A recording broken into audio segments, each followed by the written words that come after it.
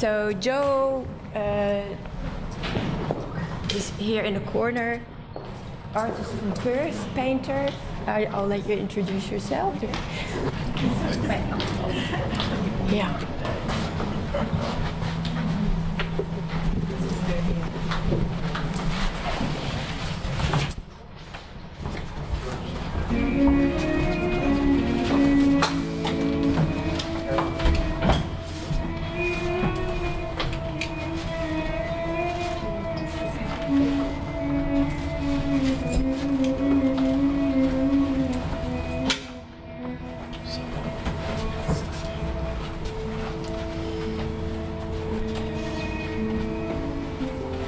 So the difference here with Jo's work is that she created a painting, but also but she has the music as an extra component. So it becomes a different sort of experience of looking at the painting. So Jo, maybe you want to say a little bit how that all came about and what the painting is about. Yeah, thanks, Caroline. Firstly, thank you very much for inviting me today and for being a part of the Biennale. It gave me an opportunity to work again with Setsu Masuda, one of the musicians that's playing the piano. You can hear her. Setsu and I collaborated over a number of years. We first collaborated with a children's book that was written by an Indigenous writer. It was published in Melbourne, and I illustrated the book, and Setsu saw the illustrations and fell in love with the story of the book and my work, and she created, along with I think you saw some of them performing with the guitarist. Yeah, I can't remember the names. Anyway, they created a series of pieces of music like this to do with the book, and it's quite extraordinary work. And they toured it throughout Japan and Sydney and all over parts of Australia. So they're really accomplished musicians. So when this project came up, I noticed that Setsu was working with the composer that composed this piece, and she's a West Australian musician, and she had been down to Sugarloaf Rock. I don't know if many of you have been there, but you can almost hear music, I reckon, when you look at that rock. It's just the most extraordinary environmental monument. Whereabouts is the rock? Just a good question. If you go to Yellingup and you head out towards the lighthouse, past Eagle Bay and Bunker Bay, there's a track that says Sugarloaf Road. I'd actually coincidentally made other paintings about Sugarloaf Road, which is actually one of the ones that Art Bank collected a couple of years ago. So Sugarloaf has been it's the theme of some of my works in different parts of the country. So it must have been Sugarloaf must have been quite popular with earliest settlers of Australia. It must have been sort of a dish that people would make, or a loaf that people would make, people might. So maybe this looked like the sugarloaf that they made to eat, but I really it's just such a magical place here, and the piece of music is called Salt, and it was made about the rock and the swirling waters around the rock. And if you listen to the music and you look at the work, I'm hoping that you're going to have a deeper connection. And it's something that I've done a lot with Setsu, with the book, and I've felt really moved by having the visual and the audio senses working at the same time. Yeah. It's such a strong experience. Yeah. So I was just hoping to create that for this exhibition. Yeah.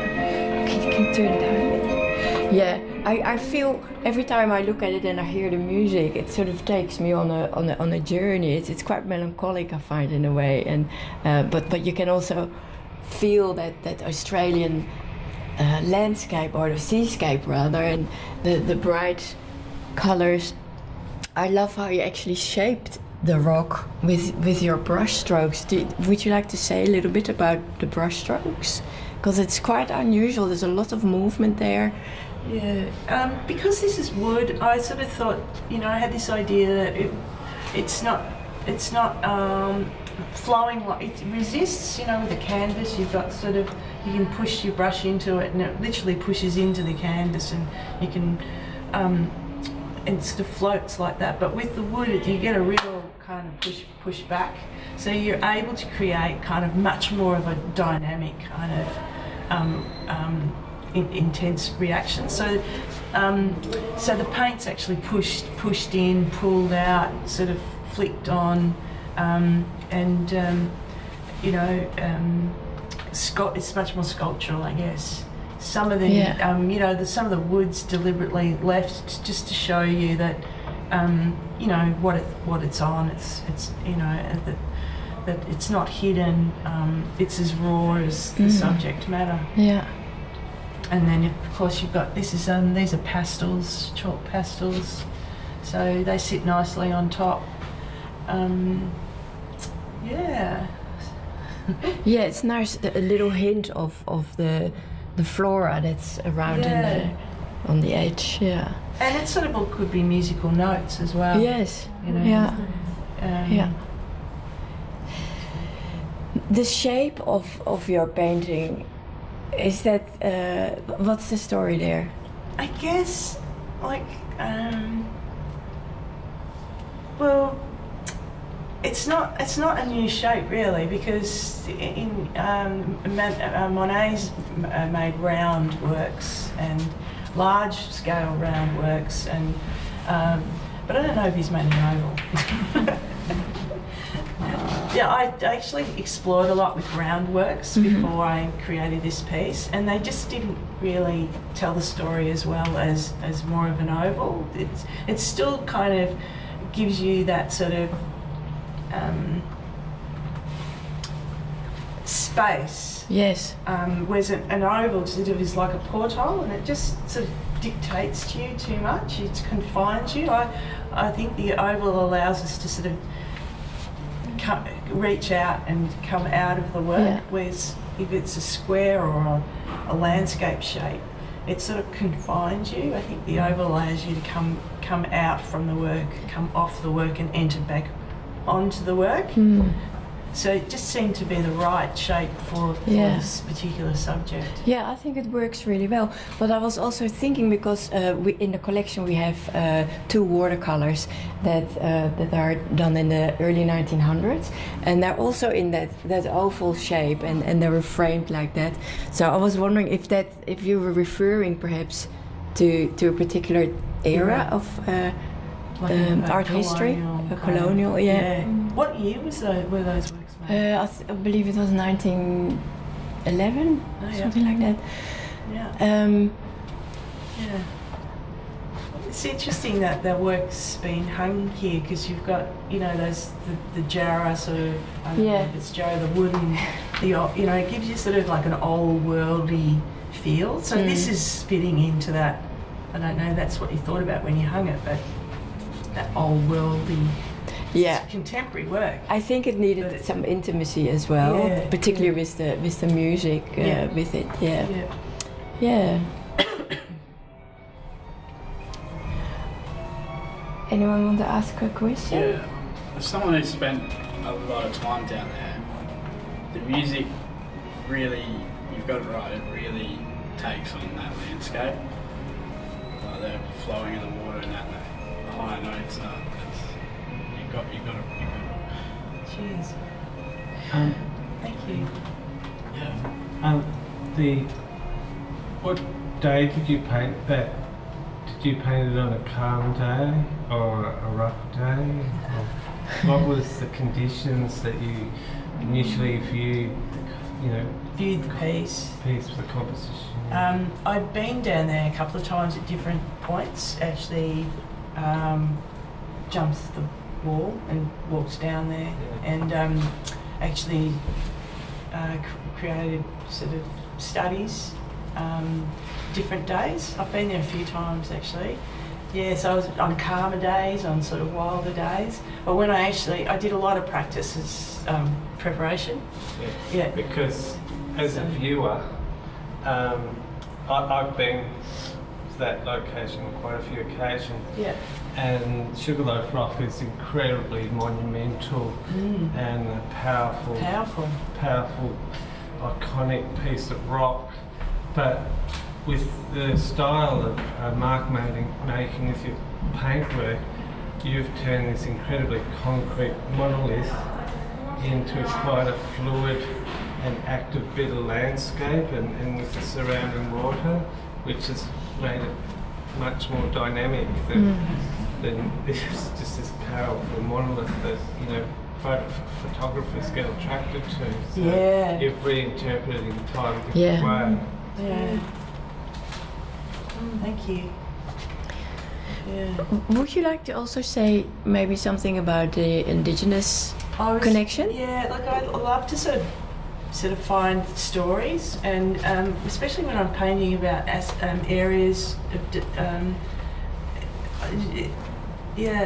I've just done a show recently on Kings Park, and I found that the original name is Murakata, and was able to find little stories about aspects of the park, and it sort of gave me a deeper understanding. And I contacted the various Indigenous groups from this area. Unfortunately, there's no knowledge of what the rock represented or anything significant. But they say it is significant, but we can't.